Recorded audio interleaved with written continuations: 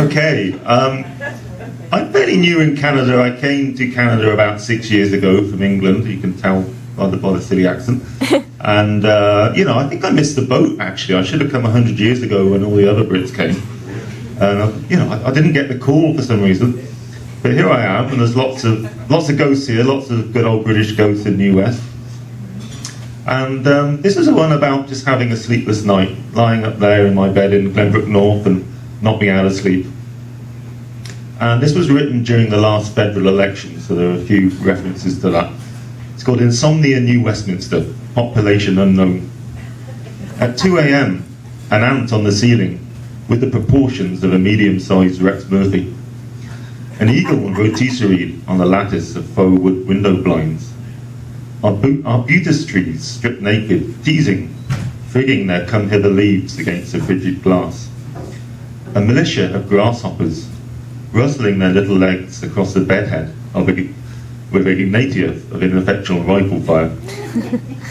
There are musket-laden woodsmen under the eaves, playing cards, drunkenly sobbing for the loss of centuries, of families and land in Old Dorset and Gloucestershire, hunters laying glittering jawed traps, spiked with the poisoned tears of a forgotten Europe, spying through knotholes in the walls, whispering insults and calls of love, in a voice that I can only recognise as mine. Thank you.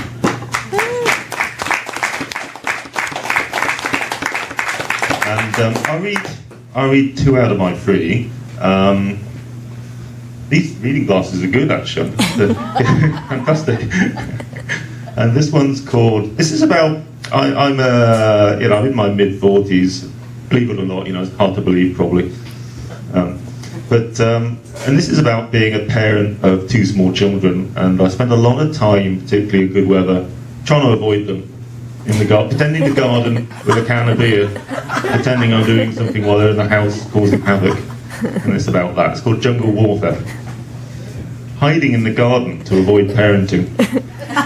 Thinking of running away to another country. Returning with a full head of hair. By the runner beans I spear my foot on a bamboo stake. The organic booby trap, bane of those engaged in amateur gardening or jungle warfare. Blasting me backwards into the rhubarb patch. Into an exclusive marketplace of my own blood. Flooding grocery of my DNA and is stockpiling under the toxic fronds. Looking back at the house, I can hear my daughter singing party songs. Maybe the hokey pokey really is what it's all about. I